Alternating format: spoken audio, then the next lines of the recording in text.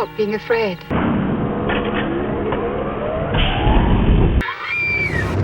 Let's roll.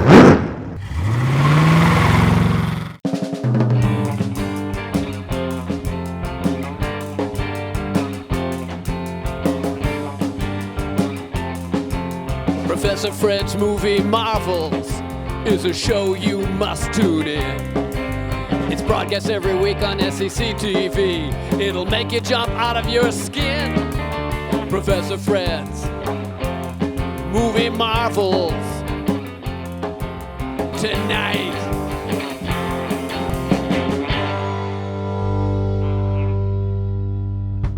Hey students, good to see you back for another dose of that antidote to ennui, Professor Fred's Movie Marvels. I know you're excited about this episode, but I have to warn you, you might get spaced out. Yes, it's the one you've always been curious about, but too squeamish to click on. Phantom from Space. This movie hails from the remote backwaters of the galaxy, and it arrived here on Earth in 1953. And that was 9 months after I arrived. 9 months. Coincidence? What was that about? Creepy Monkey will tell you a little bit about the movie. Just don't make him angry. Trust me.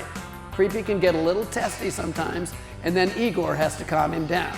If you're looking for schlock, you came to the right place. This tedious tidbit of discombobulation features an alien running around in a cheesy spacesuit that looks like it's on loan from somewhere nearby. You may also notice that the film only runs 1 hour and 13 minutes and is still too long. But you can't look away. Back to you, Professor Fred. Okay, Igor, start the countdown to launch sequence.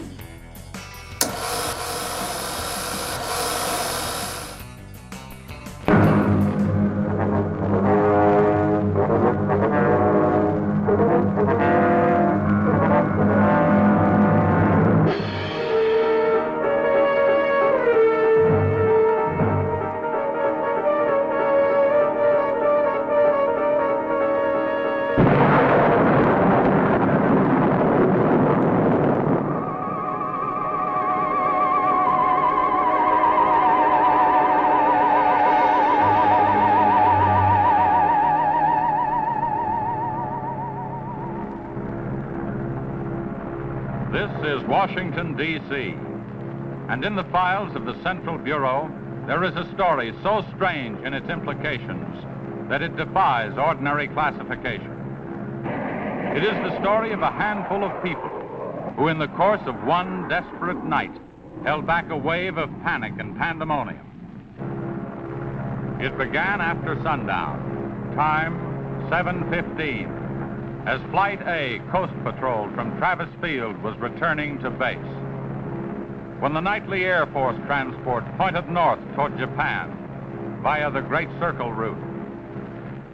While at sea, the Navy and Coast Guard maintained their usual round-the-clock vigil. And from the equator to the Arctic, the radar network swept the skies with eyes that never sleep. Time 7:19.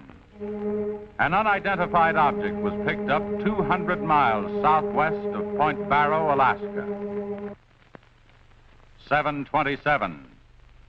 Unidentified object confirmed at Fairbanks, Alaska. Heading south-southeast, 170 degrees. Height, 75,000 feet. Estimated speed, 5,000 miles per hour. White warning. 7:39. Unidentified object 200 miles due west of Vancouver, British Columbia. Course 170 degrees. Height 60,000 feet. Estimated speed down to 3,600 miles per hour. Yellow warning. 7:54. First interceptor flight airborne. Point of interception, 80 miles due west of San Francisco, California. 7:55. Unidentified object past point of interception. Red warning. 8:11. Morro Bay, California. Height, 50,000 feet. Estimated speed, 2,000 miles per hour. 8:15, Santa Monica, California. Height, 10,000 feet. Speed, 1,200 miles per hour. 8:18, all traces of unidentified object gone. Red warning lifted. By 8:25 at the Los Angeles branch of the Communications Commission, reports of strong interference with radio and television reception began to pour in from the beach area. The monitors went to work immediately. Mobile units were ordered to converge on the vicinity of the disturbance.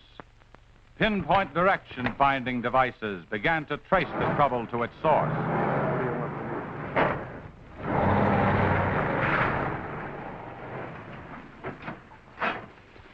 This is Mobile 1, Hazen speaking. We're at Ocean and Beacon Way, interference strength 2, bearing 27 degrees. Over. Mobile 1 from center, roger. Over. Mobile Center from Mobile 7, over. Go ahead, Mobile 7. This is Mobile 7. With Pacific Center and Beach 4. Interference strength 3, bearing 39 degrees, over. This is Mobile Center, roger. Stand by. Mobile 1 and Mobile 7. From Mobile Center, point of interception estimated 3 miles north of surf. Repeat, 3 miles north of surf. Acknowledge. This is Mobile 7, roger. Mobile 1, roger. Mobile 7, roger, we're going out. Okay, Charlie, let's get moving.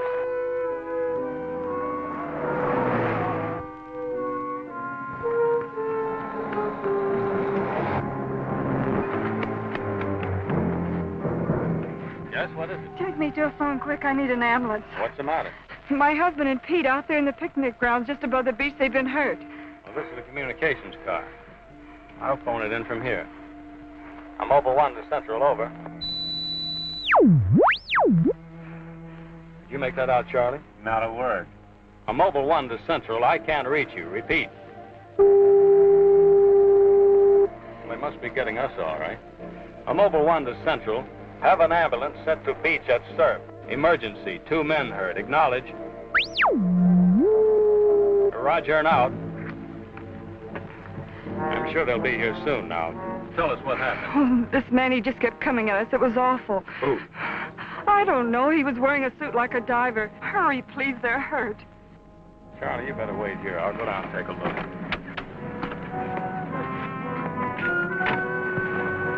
The young woman's hysteria became obvious as they reached the picnic grounds at the beach. There was no sign of the mysterious intruder, and little could be done for her husband and their friend until the ambulance arrived.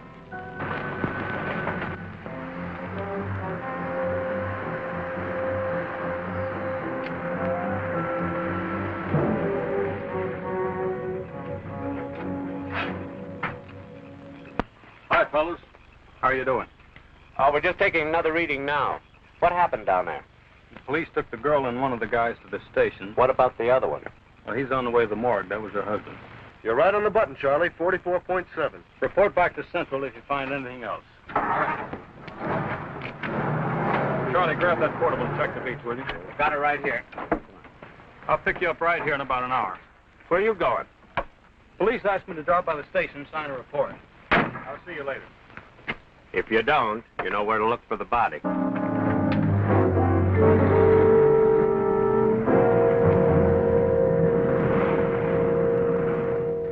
Like I said, we were just starting to eat when we heard something tracking through the sand toward us. I looked up and couldn't see anything. Then Betty screamed. At what? I thought you couldn't see anything. At first we couldn't. Then this guy started toward us. What kind of a guy? How should I know? He was wearing some kind of a helmet over his head. He could have been a deep-sea diver or anything. All right. After you saw this diver, what happened? Well, we jumped up. Ed, that was Betty's husband, yelled at him to stop, but he just kept coming. I never saw anything like it. He didn't say anything. He just kept moving in. Then you say he attacked you. Well, we didn't give him a chance. Ed grabbed a piece of wood and took a swing at him. That didn't stop him. He caught the end. That That's all I remember. Just because a man's taking a walk is no reason to slug him. Besides, you don't look like a guy who frightens so easy. How would you feel if somebody with a crazy helmet with pipes sticking out of it came at you in the dark? And look, I know this sounds crazy, but there wasn't any head in that helmet. No head. No head at all. It's the truth. I think you need some coffee. I don't want anything. It's all the same to you, Lieutenant. I've got to pick up one of my men at the beach. Okay, thanks for coming down, Hazen. Hope I didn't put you out. No trouble. So long. You too. All right, let's start at the beginning.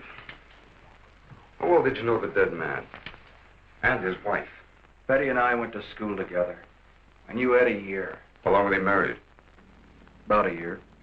Wasn't her husband a little older than she? I don't know. But you said you and Mrs. Evans went to school together. And you never discussed anything personal with her? She did mention he was older, yes. How much? 15, 20 years. What difference does that make? That wasn't too hard now, was it? Where do you live? 629 and a half East Palm Court. Why? That's where the Evans live, isn't it? Yeah, I board with them. You do, huh? Now, Mrs. Evans is a good-looking woman. What are you trying to say?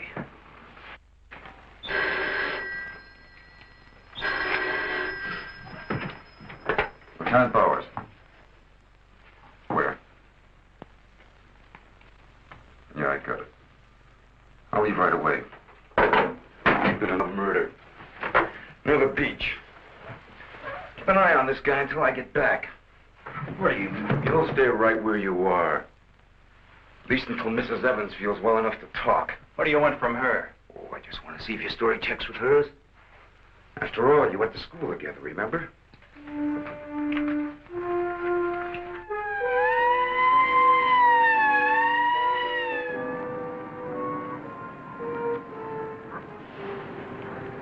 You say there were no witnesses, huh?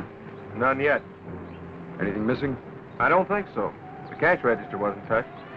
Get a breakdown of the inventory as soon as you can. What about fingerprints? The boys are working on them now.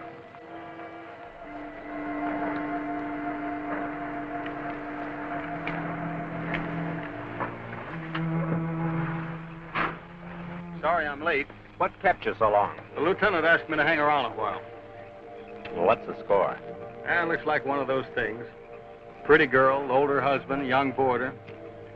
Kid claims some guy without a head knocked the old man off. You don't say. Anything else? Yeah, he had a diver's outfit with horns. No. He's going to have to do better than that. How are we doing? I took a reading about 10 minutes ago. The radiation is going out with the tide. What about the radio phone? It's working fine again. I just got a call from Central. They said Mobile 7 picked up some new trouble northeast of here. Here we go again. Hop in.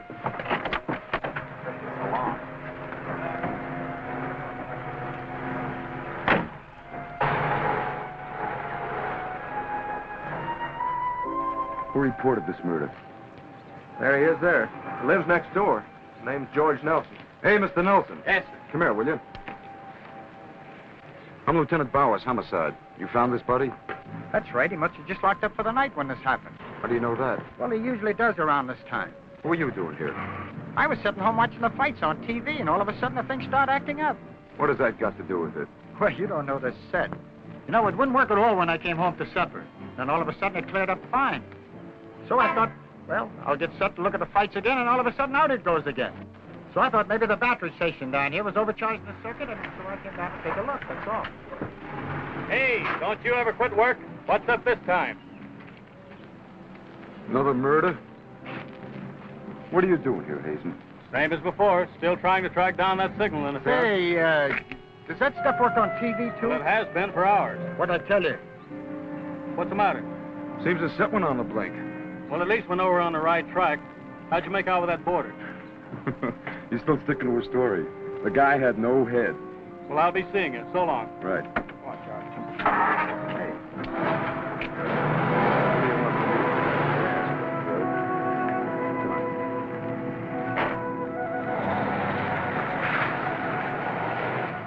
And so the communications team resumed its mission. to track the mysterious interference to its source. Via accurate readings taken at regular intervals by stationary and mobile units, it was determined that the disturbance was moving in a northeasterly direction. By 10:34, Mobile Center had pinpointed the disturbance at the edge of the Huntington oil fields. Units 1 and 7 were instructed to close in.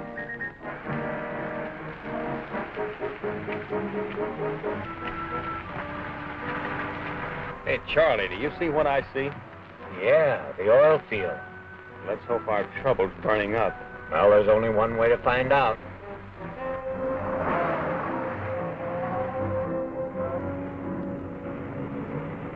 Look, Sarge. 2 murders and an explosion in one precinct is big news. Now, come on, you can't pin it all on the young boarder. Or can you? Very funny. Yeah? I'm Hazen of the Communications Commission. Oh, the lieutenant's waiting for you. Thank you. There's a wheel. You heard the man, Communications Commission. Tell me, just kind of interference happen very often? Never anything like this. It's on the move all the time. Need some hand with a transmitter in the car. It's not a transmitter. We don't get a definite disturbance, just interference. And you have no idea of what it is, huh? Not yet. How are you making out? Not so good. You were here when I questioned that boy about the murder at the beach. Did you get anything more out of it? Yeah. Come on with me. You might want to see this.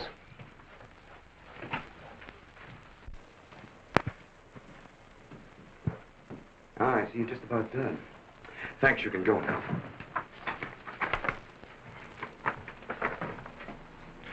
Are you sure this is what the man looks like?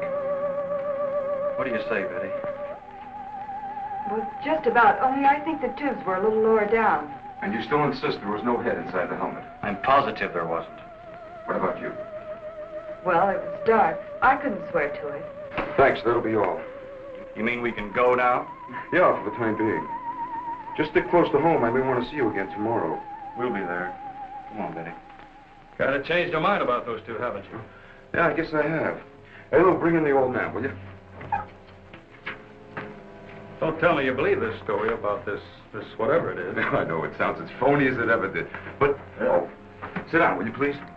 You're the watchman at the Huntington oil fields? Oh, yes, sir. I've been with the company for over 22 years, sir. Yeah. Will you tell Mr. Hazen here exactly what happened? Well, sir, like I said before, I was just closing the gate for the night when I saw this fella coming up. I was never so scared in my life. Yes, go on. Well, it wasn't the man so much as the suit he was wearing. Well, he wouldn't stop when I hollered at him.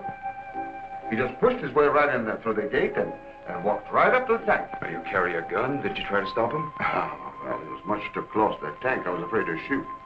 So I thought I might call for help. And just as I got to the shack, the tank blew up. Oh, you should see the sight. Yeah, sir, can you give us a description of this man? How would you say he was dressed? Well, sir, like I said before, he wore a sort of pliers, not outfit, with a helmet attached to it. How tall was he? Oh, he was a giant of a man. And he had tubes sticking out of that thing, that helmet he wore. Can you tell us what his face looked like? Well, sir, though he got pretty close to me, I could swear the man had no face.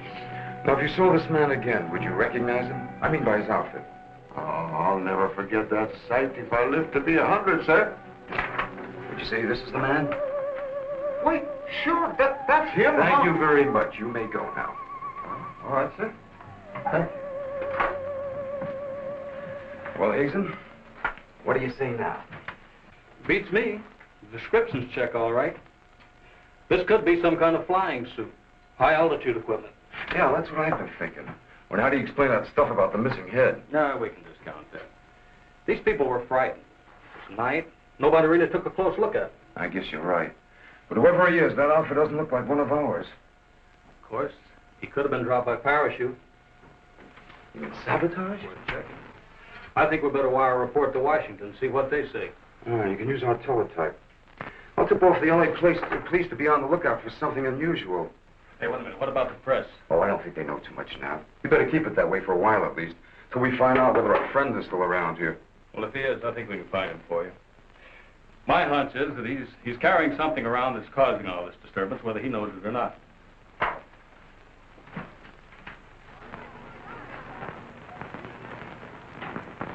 Yeah. Kill that page 1 lead. They let the boarder and the girl go. Hmm? How do I know? Maybe the lieutenant thinks that the guy in a flying suit knocked off the husband. Mm-hmm. Nah. No, not a chance. Not a chance of an exclusive on that picture. They're making a blanket release in the morning. Hmm? Oh, there's a guy from the Communications Commission in there now. Yeah, I'll call you back later if there's anything new. Okay.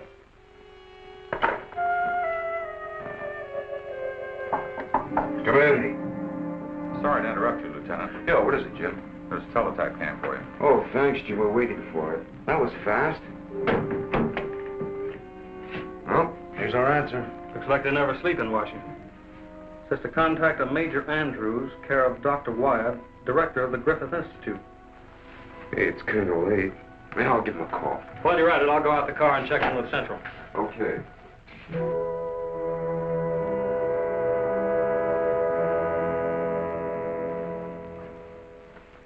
Well, that's the story up till now.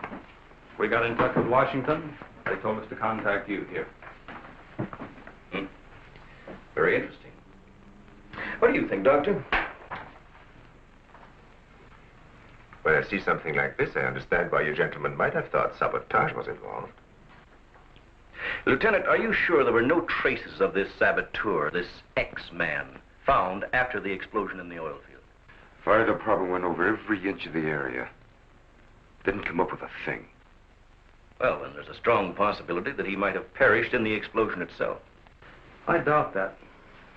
We're pretty well convinced this man is carrying something that's responsible for all the signal interference. According to the last report I got, there was a definite disturbance about 3 miles east of the oil fields, sometime after the explosion. Well, then if he's alive, you should be able to keep an accurate check of his whereabouts. Not that easy. As a matter of fact, we lost contact about 3/4 of an hour ago. Maybe you realized you were trailing him and got rid of whatever he had that was causing the disturbance. In that case, there's nothing much my department can do to help you. I guess it's up to us. Unless you have some suggestions. Well, let me think out loud for a minute. It might just be that what we've been talking about so far, and this phantom, as we'll call him, ties in with what the doctor and I have been discussing.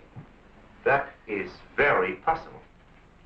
I don't know whether you know it or not, but somewhere around 7:30 this evening, our radar networks picked up an unidentified object off Point Barrow, Alaska. They traced it clear down to Santa Monica before they lost it. Santa Monica? That's where we first picked up our radio interference. Yeah, right at the scene of the murder. Well, then, if all these things tally up, we've got some idea of how our man got here. You mean that he came in some plane? In that case, somebody would have seen it land and take off again. Or did it crash? No. No, we don't think it was a plane.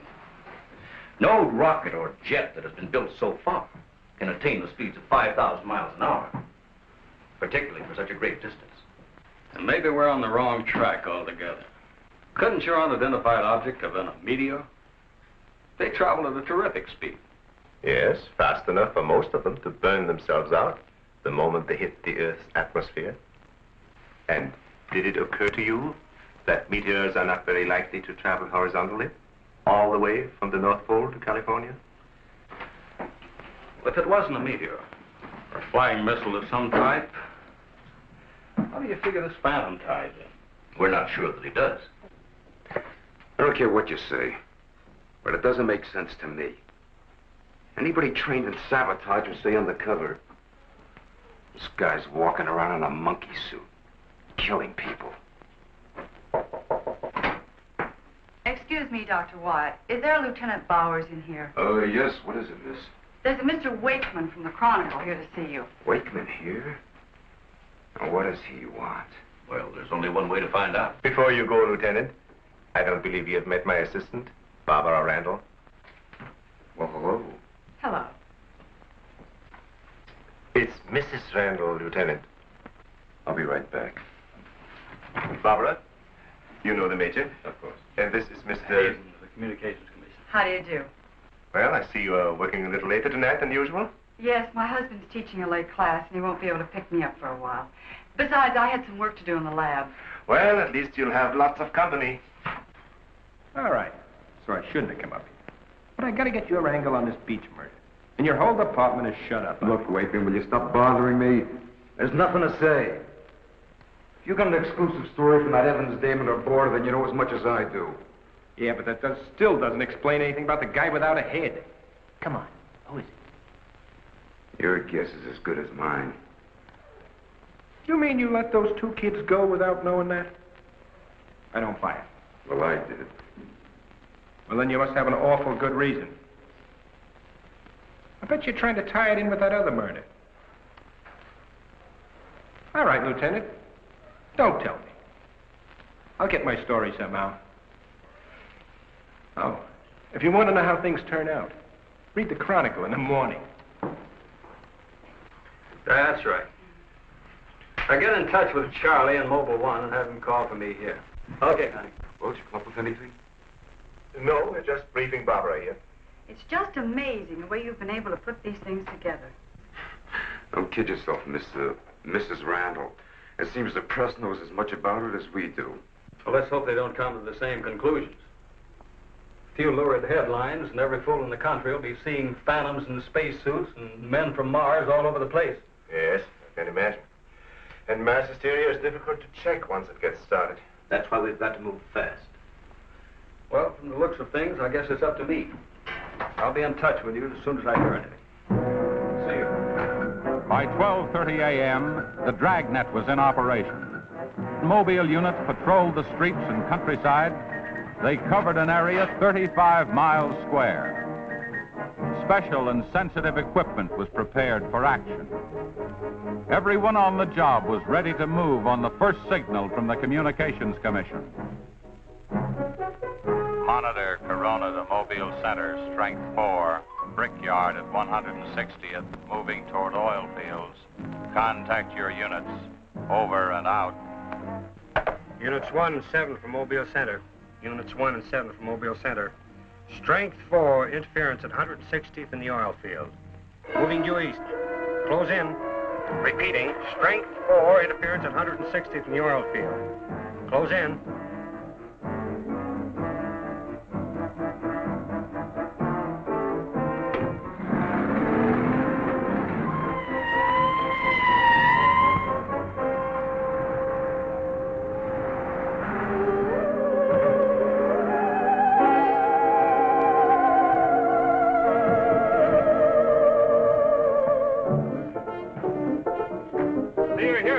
Just got here, trying to set this up.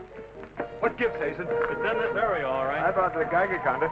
Thank you, Doctor. Why don't walk over those oil fields? Well, it doesn't register as far as the oil field. I think we'll do better if we split up, man. Right, Lieutenant. You two go that way. Lieutenant, out here. Vince? Joe, you follow him. Come on, Doctor. And you? Oh, forget it.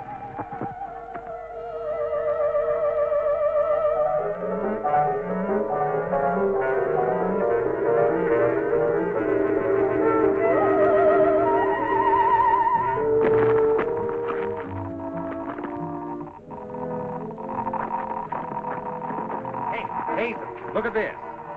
Yeah, points this way. Hey, Joe! Joe!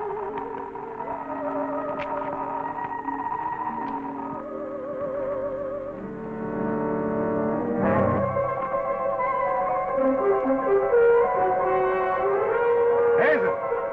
Hey, Hazen! 603!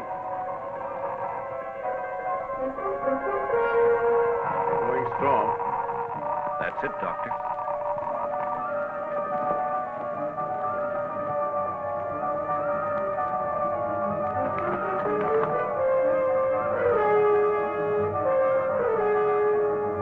It's leading this way. Come on.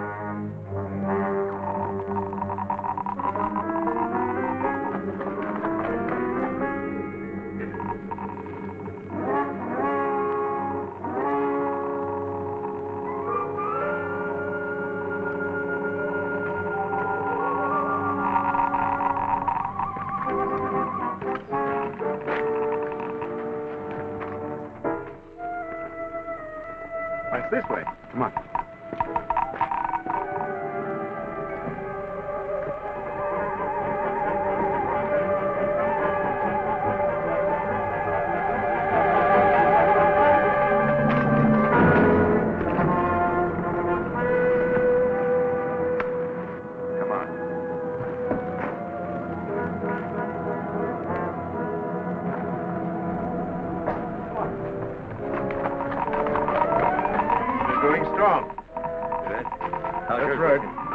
with me. Sure does. He's here. We saw him. There he goes. Come on! Fred. Gotta be around here somewhere. Yeah, we gotta get on the roof. Fitz, go get a ladder. Look out! Let's cut him off! Come on. Around here.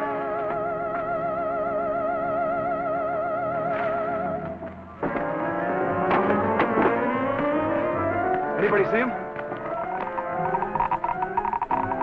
There he is.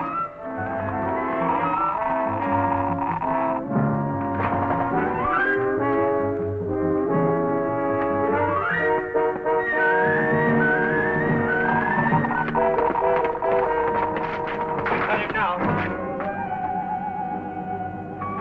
We'll give you 10 seconds to come out of there, starting now. 1, 2, 3, 4, 5, 6, 7, 8, 9, 10. We're going in. Help you guys cover the door. Come on.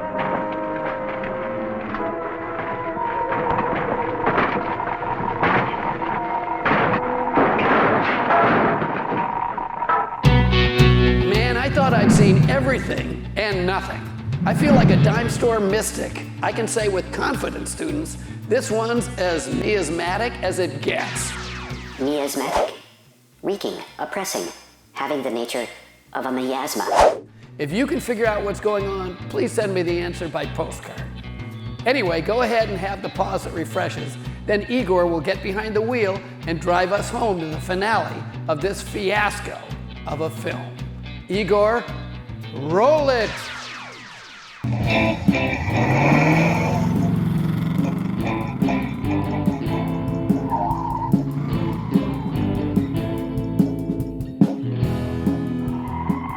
There's nobody in here. Possible. We saw him come in. Maybe he went out of the window. We won't get very far. Don't touch anything till we check for fingerprints. Oh, doctor, over here. He left his suit and his helmet. Hey, let's spread that thing out so I can get a good shot of it. Keep away, you fool. What's the matter? For your information, that's a Geiger counter, and it says hands off. I think you'd better wait outside. I just have a job to do. So do we. And I'm afraid ours will have to come first. Now, there's no radiation from the helmet. But look at this. So that's what's been causing all the trouble.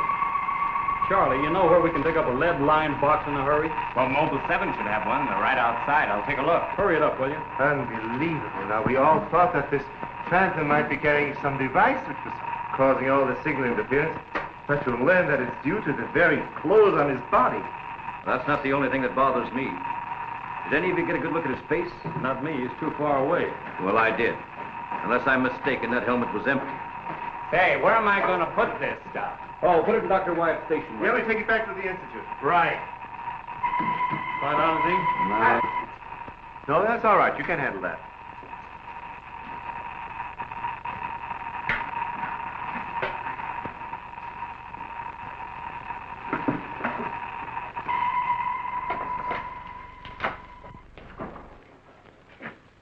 Any luck? Not a sign of him. Boys are still searching the grounds. For what? Nobody knows what he looks like without that outfit. I'll bet on that, Major. Reporter got a flash picture of him, and I just happened to borrow that film. It's on its way to headquarters right now to be developed. Good. Send us a print as soon as you can. Sure. Lieutenant, are you sure you don't want to come with us? We want to make a few tests at the lab. I'd like to, Doctor. But you know the situation. I gotta get that guy. Let me know how you make out, will you? Yeah, we'll do that, sure.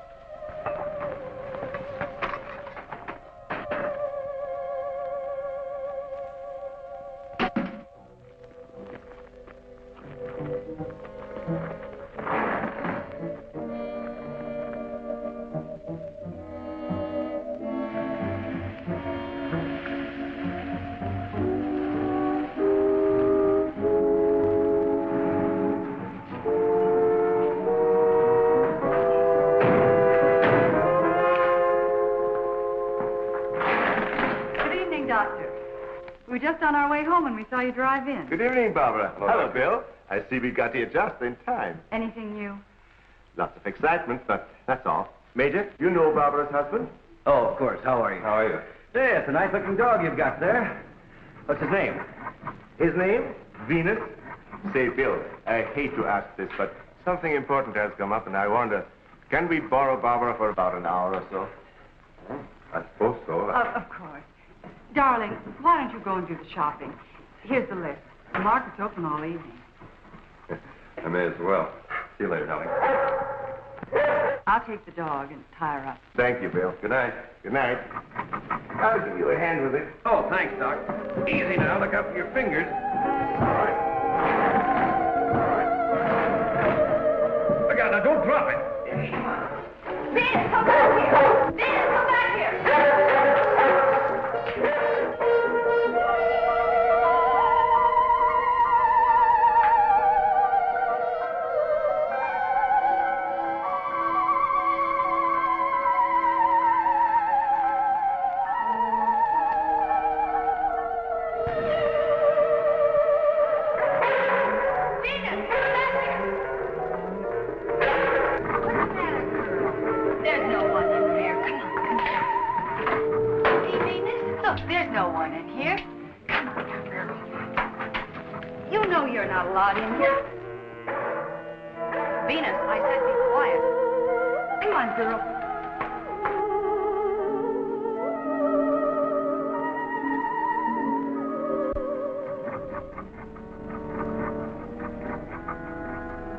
Now you stay right here, Venus, and I don't want to hear one sound of it.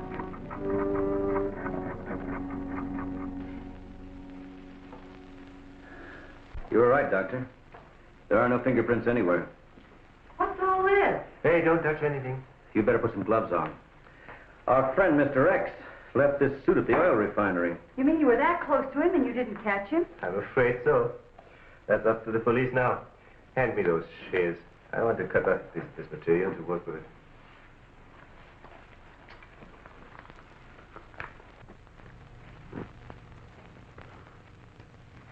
Say, you better have those sharpened. But I just bought them. Well, Here, try this knife.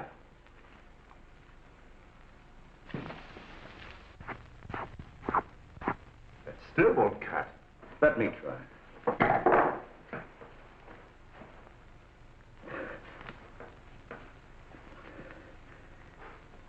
This stuff is tougher than nylon. Why don't I try it over a Bunsen burner?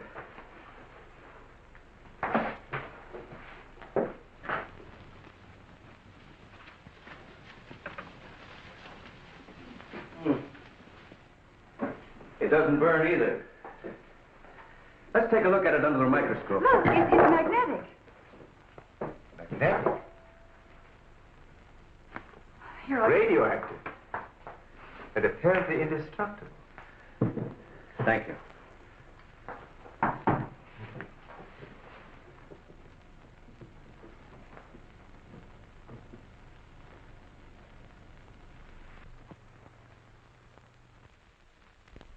What's the matter?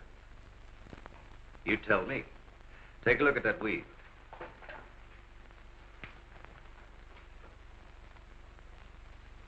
What weave? There is none. This material is one solid mass. Massey it.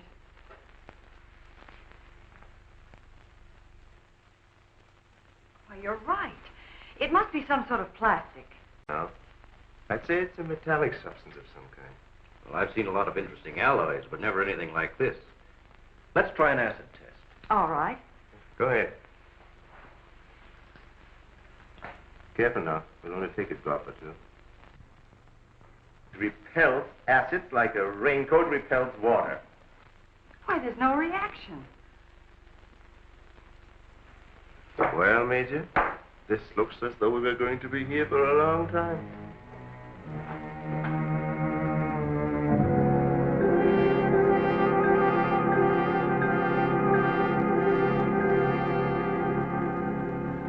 Now we have it. The helmet is not radioactive. The suit is. There is no doubt. This spacesuit is conditioned to function above 63,000 feet. The human blood would boil, resulting in the body expanding to twice its size. And death, of course. I know. And it must withstand pressure and counter-pressure. Also, it must be so supercharged it can function in thin atmosphere. Now, let's see what it is that is left in his breathing apparatus. Well, how are you doing? The gas from the helmet tank breaks down to 11% methane. Ordinary marsh gas? What's the rest of the formula? No, that's where I'm stuck. I can't figure it out. It just doesn't respond to any of the usual tests. Well, how could anyone exist on that combination of gases? You and I couldn't. But apparently someone can. Doctor, are you trying to say that our X-Man doesn't breathe oxygen and hasn't the metabolism of a normal human? I really don't know. From what we've seen, he has some physical characteristics which make him appear human. But added to them is this fabulous radioactivity that none of us could stand. I am puzzled.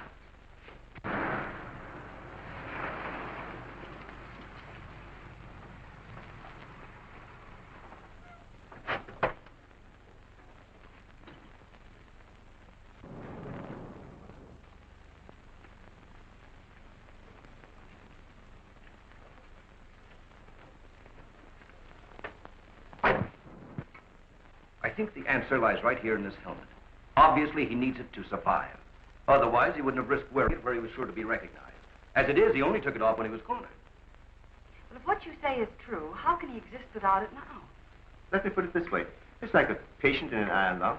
Sometimes one can be removed for hours at a time without any ill effects. Exactly. And I think the same principle applies here. And that means sooner or later, he has to get his breathing apparatus back or die. I don't understand. Well, I've got an idea.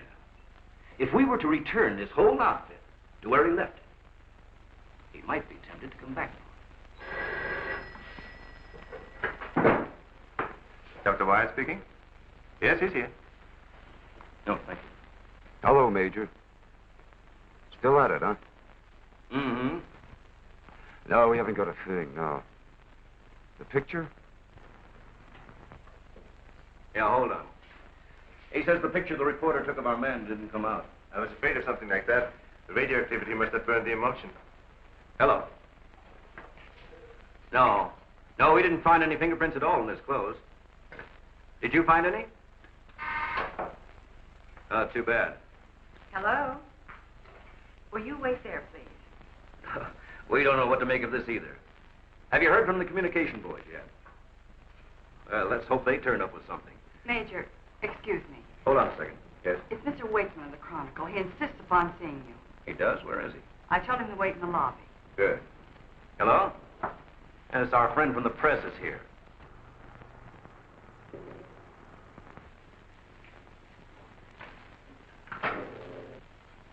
Don't worry, I wouldn't dare let anyone in on anything. At least not till we get something concrete. Right. All right, I'll see you later. Well, I guess I'd better see this newspaper man. Want to come along, Doctor? I think I will.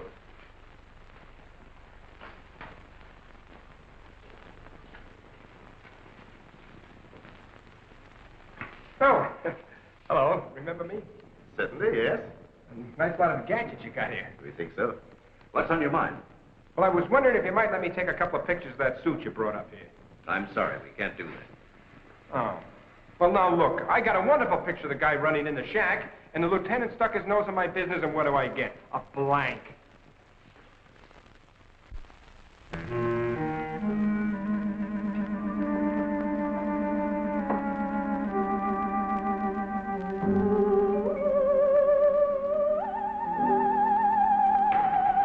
Is that you, Doctor?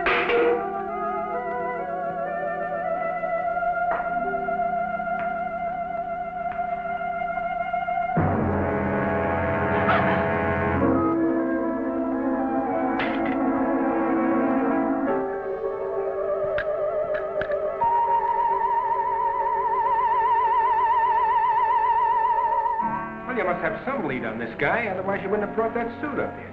Well, let's just say we were curious.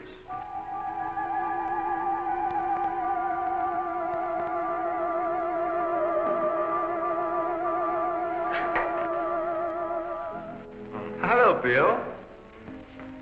I back so soon? Isn't Barbara through? I don't know. She's still in the lab. Why don't you go up and see? Thanks, I will.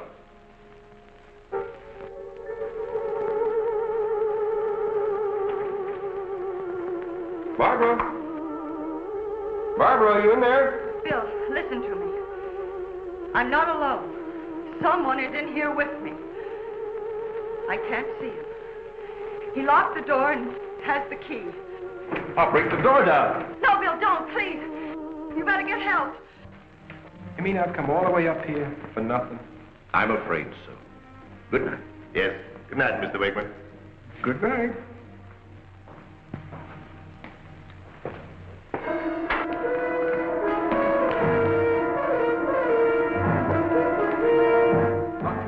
Major, come quick. What's the matter? What's the matter? Where's Barbara?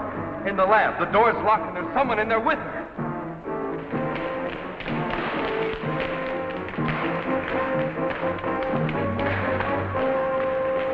I thought you said the door was locked. It was.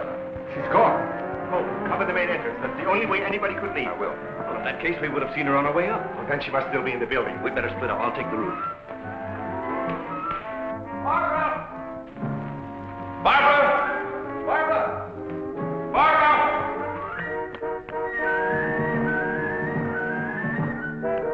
Barbara! Barbara! Where are you? Barbara!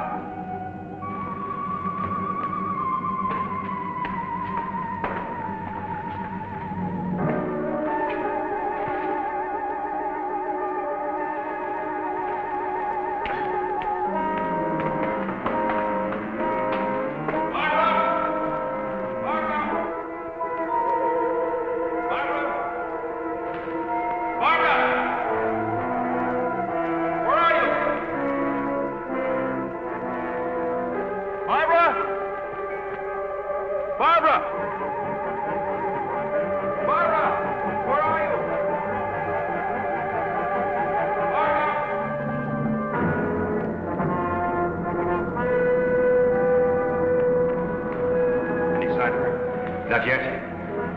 She must be around here someplace. Now, you stay here. Watch the main entrance. And I'll check the basement. All right.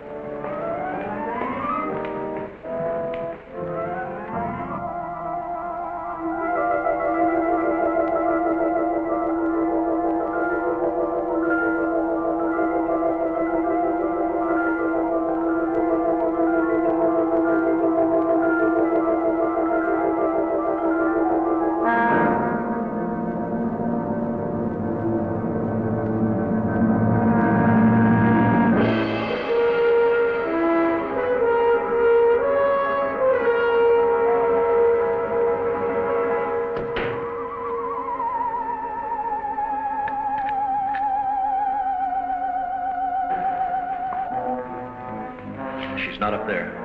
Where's the doctor? He went down to the basement. Here he comes. You didn't find her? No. I'd better call the police. But there's no telling what could happen to her in the meantime. No, take it easy. We're doing the best we can. But she said she was locked in, and she couldn't see who did it. Can you explain that? No. Not yet.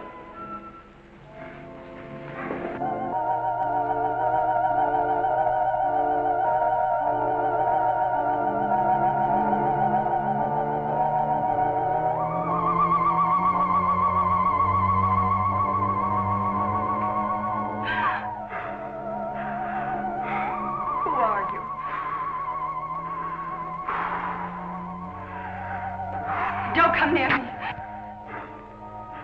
I'm warning you, don't come near me.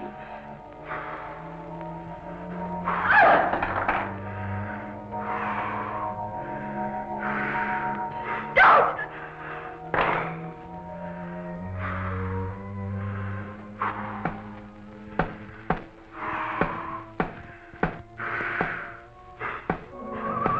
The code. I don't understand. You're trying to tell me you need it to breathe, and there isn't much left in the tank. 1, 1, 2, 1, 1, 2, 3.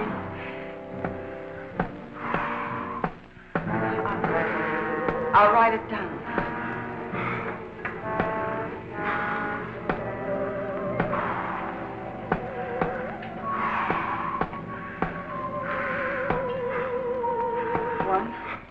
1, 2, 1, 1, 2, 3.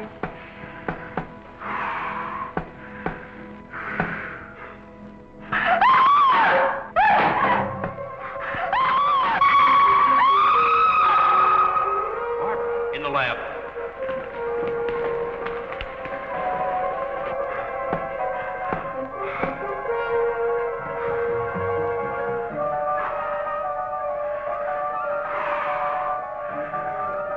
No, please don't.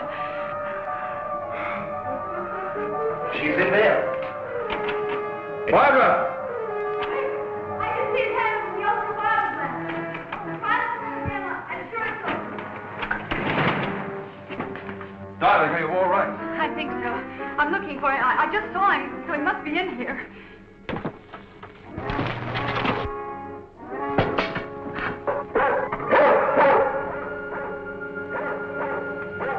Steady feet to the ground. He would be killed. I'd better go.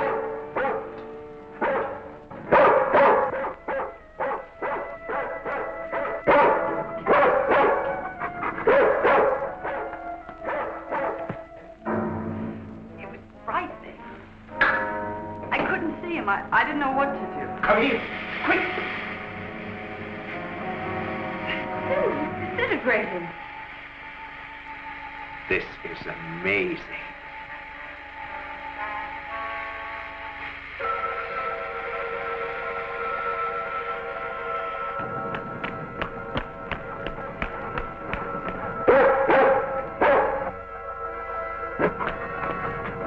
Now, quiet down, Venus. Quiet down. Down.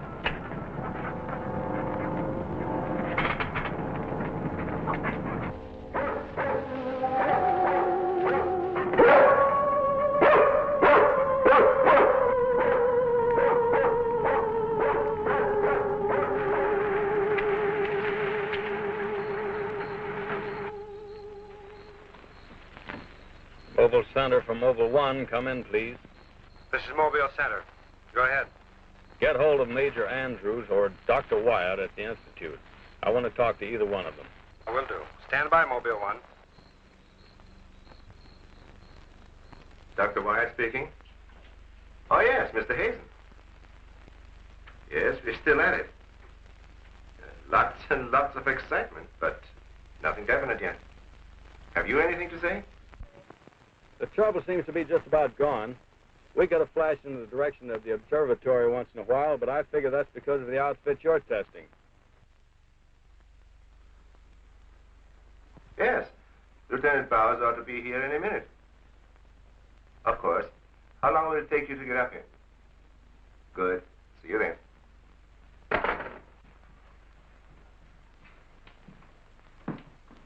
Thank you, gentlemen. Put it down here, please. Barbara, putting that cord in over there. Now you're going to see. I have to resort to ultraviolet light in order to show you what little there is left of the spacesuit. As you can see, it has reduced itself to this liquid, and it is in an evaporating stage. The helmet is in the lab and still intact.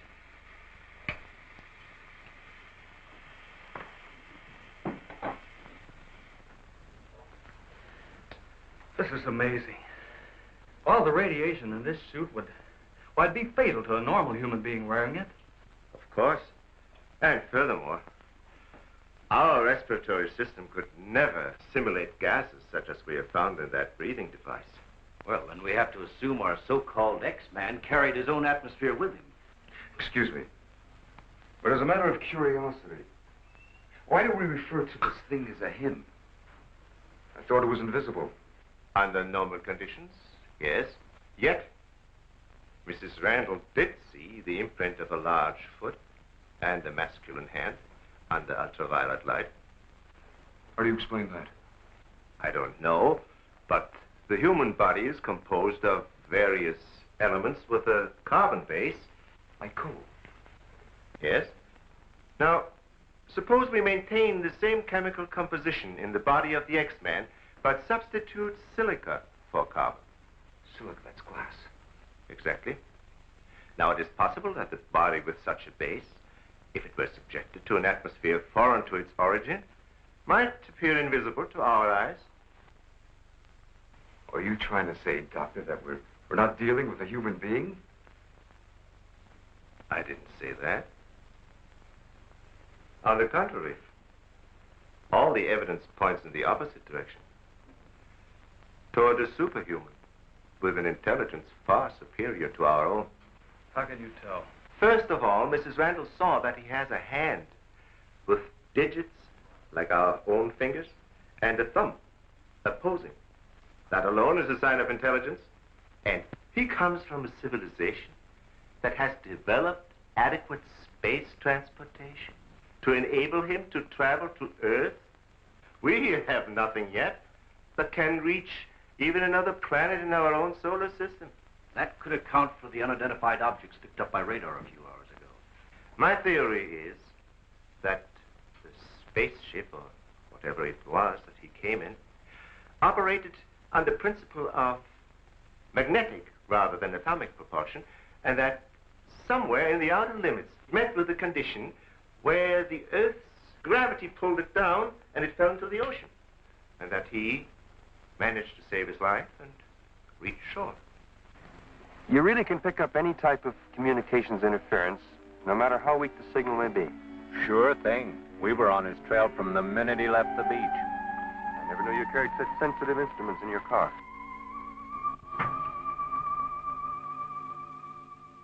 What you told us is very interesting, Doctor. But I've got to make an official report to headquarters. Are you willing to be quoted that the criminal we're after is a creature from another world? All I can say is, we know that our Earth is not the only planet capable of sustaining life in one form or another. You can quote that. Well, I've got to go by some footprints in a hand. That isn't much. No fingerprints, no description, no nothing. And we're after a killer. Has it occurred to you that our X-Man has no apparent motivation for his acts, and might therefore not be an intentional criminal at all? You have a point there. Hey, wait a minute. Come to think of it, the young boarder we suspected, he did say that the girl's husband threw the first punch. So? So that could have been enough to provoke the strange creature.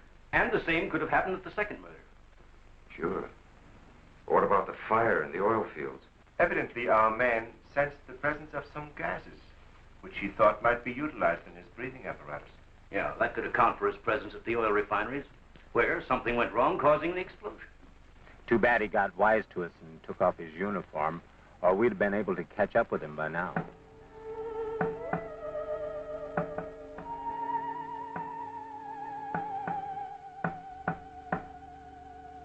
No, he didn't utter a word.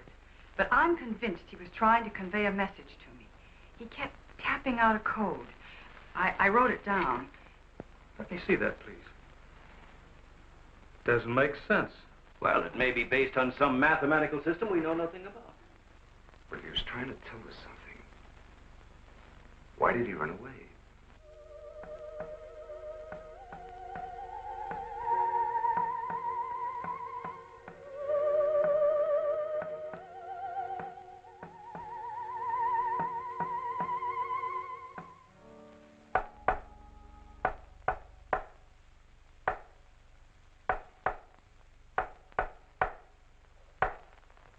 What do you think of that? Hell, Hazen must be crazy sending out stuff like that. I guess so. Why don't you try and get a hold of him? Yeah. Mobile 1 from Mobile Center. Come in, please. Mobile 1 from Mobile Center. Come in, please. Mobile 1 from Mobile Center. Come in, please. Hey, that's Central calling.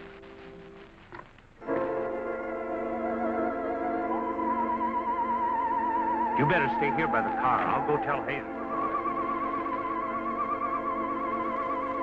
Yes, Colonel Powell. Of course, I'll mail you a complete report first thing in the morning. Yes, sir, thank you. Oh, and I'm awfully sorry to disturb you so late at night. Right, good night, sir. He's around here, this invisible guy. He was in the car. How do you know? I was talking to Randall outside when I heard Central calling. Before I could get over to answer, I saw the door open and shut by itself. He's desperate.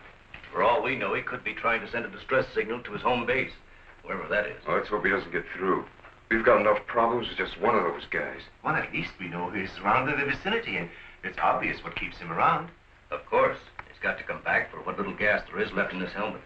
And when he does... Oh, please, the most important thing is to take him alive. If we can only make each other understand, there's no telling how much science can profit. I'll go along with that, Doctor. But I've got to make sure that once he's cornered, I'll be able to hang on to him. I think we're all agreed on that. All right, good, then we must see it from his angle. He's in an alien world. No doubt we are as frightening to him as he is to us. Now, the most important thing, then, is to keep calm at all costs and do nothing to provoke him. Immediately, a simple plan to trap the Phantom went into operation. All obstacles to his entry were removed. To erase any possible suspicion, the doors were left unguarded, and inconspicuous electric eye equipment was set up.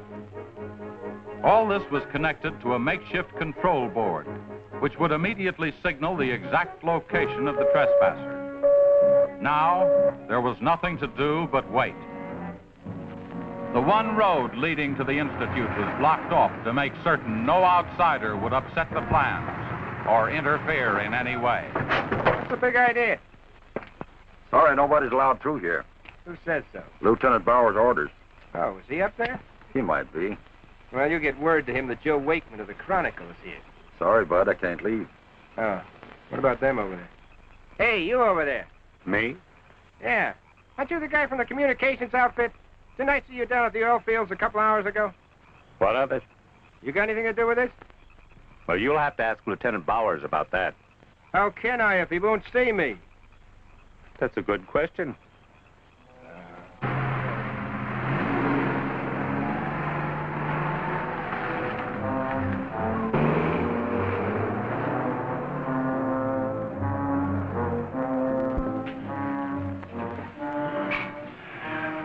Well, it's 4:45.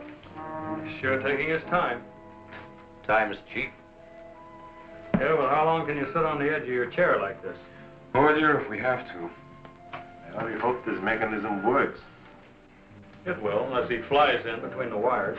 I wouldn't take any bets that he can't. Well, if everything else fails, we still have Venus here to help us. You know, I'm certain she sensed his presence before. That's why she carried on so.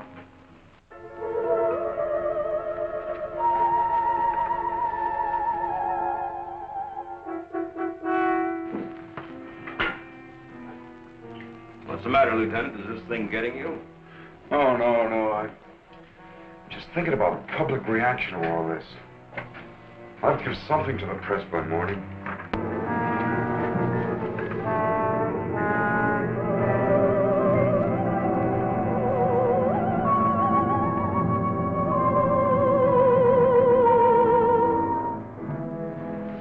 You know, ever since I was a kid, I wanted to be a pilot.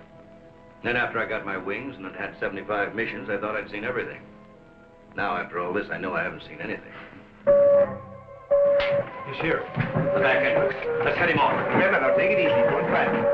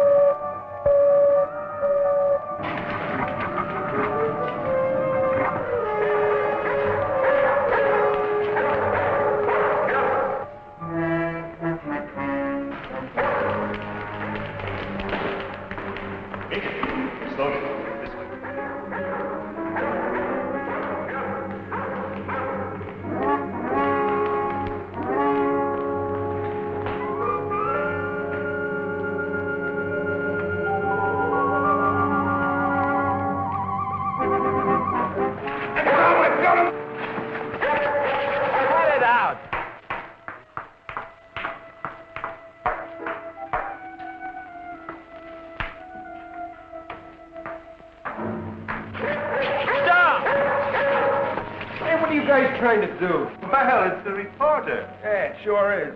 What's going on around here? You guys crazy?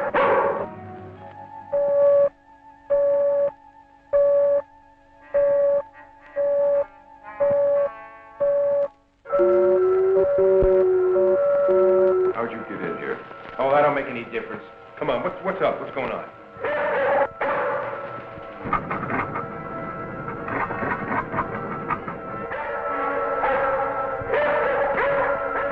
All right, Lieutenant, you better tell him. I'll reset the wires.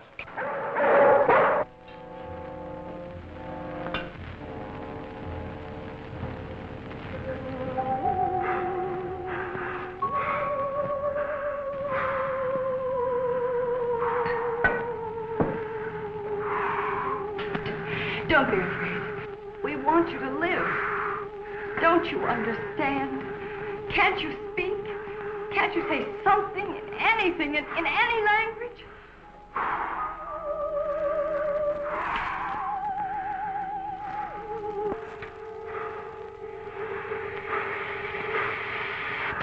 Listen, everybody. He's in the lab with me now. He's in the lab with me now. Venus, be quiet. The door is unlocked. Hurry, he's having trouble breathing. I don't think he can last much longer. And please, don't let Venus get at him. And walk in quietly. Quiet, Venus.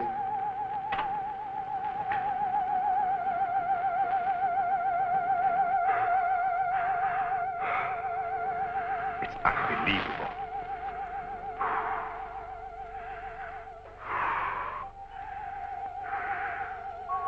You see, there's nothing to be afraid of.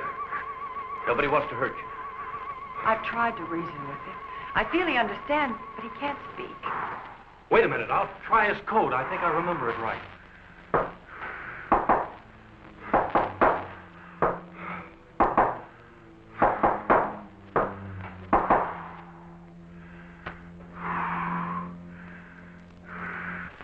Better plug in the ultraviolet light.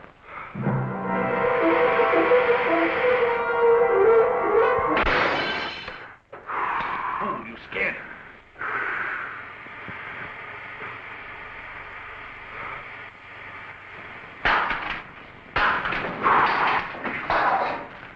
Look, there goes Venus.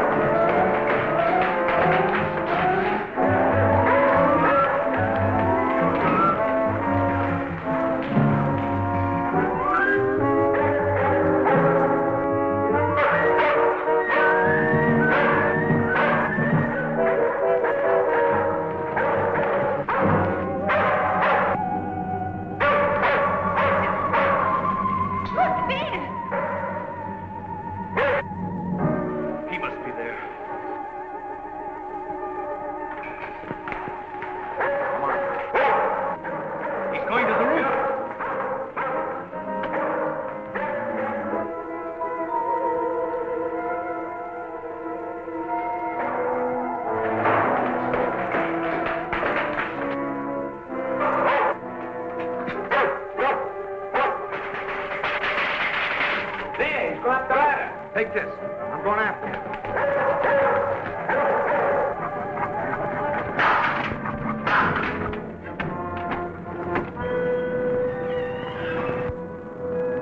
The door. In here by the big telescope.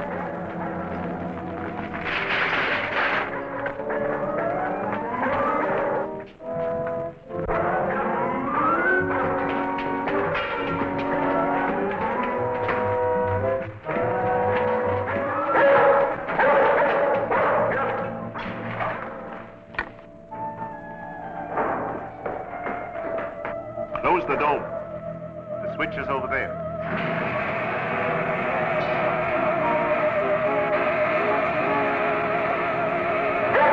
Smoke senses something. Quiet, Venus. Well, if he's in here, he'll never get out now. Dome is closed. This is what I've been waiting for. Please, Lieutenant. This is our last chance. We have to take him alive. Plug in the lamps. There's an outlet here.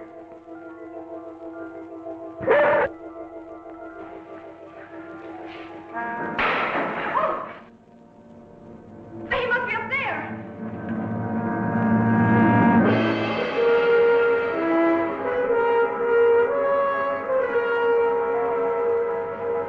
His whole body's seen this with my own eyes. What do we do now? Stand back.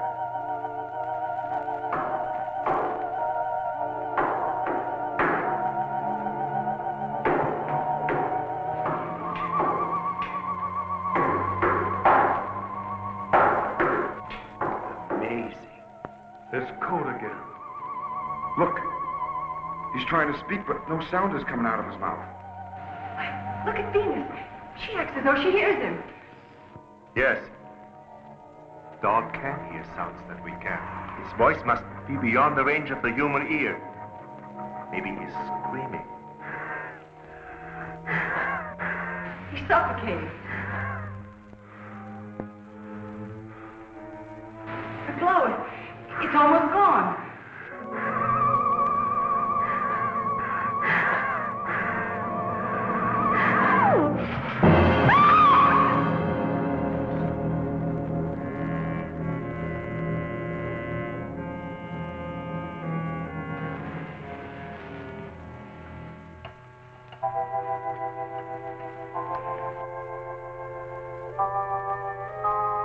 We won't need these lights anymore. In death, he has become visible as a normal body.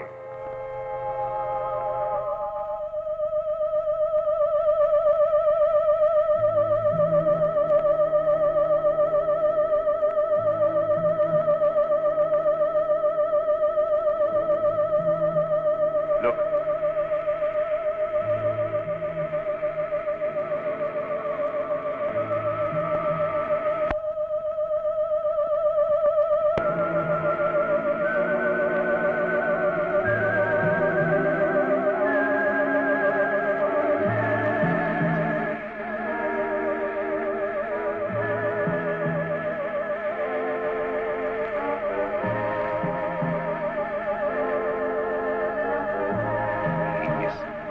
Evaporating.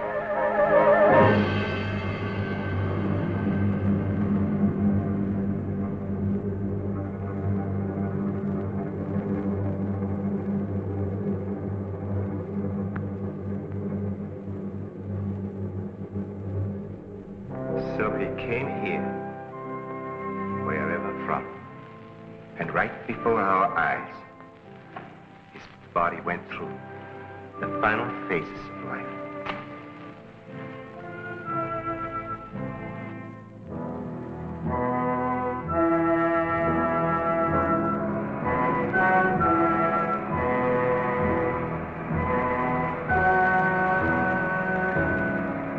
Well,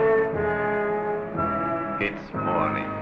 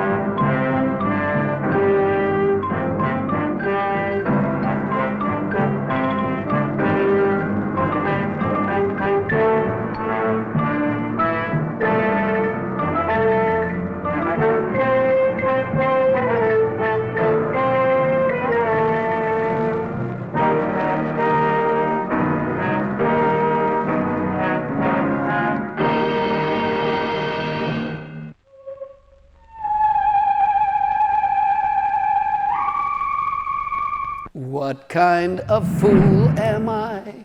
Well, the kind of fool that loves cheesy special effects and bad acting, of course. Hope you liked it as much as I did. If not, that's your problem, not mine. I'm just a messenger for this delivery of schlock. If you don't like it, attend the next PTA meeting and get your head on straight. In the meantime, Igor and I and our small army of sidekicks will set the controls to prepare another saucerful of schlock cinema for your viewing pleasure and cultural augmentation. Okay, Igor, set them free! Friday on SCCtv. SCCtv. Professor Friends. Movie Marvel. Come on, Igor. Let's split. Professor Friends. Movie Marvel.